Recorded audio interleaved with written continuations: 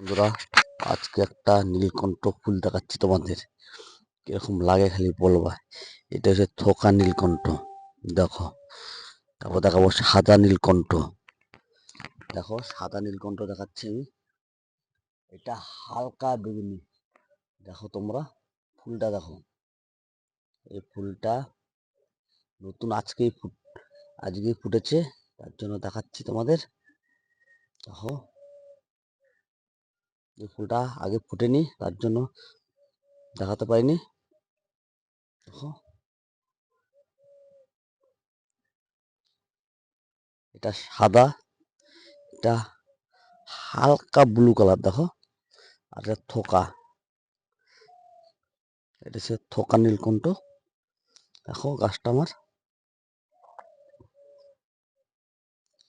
এরকম লাগে খালি বলবা, ঠিক আছে?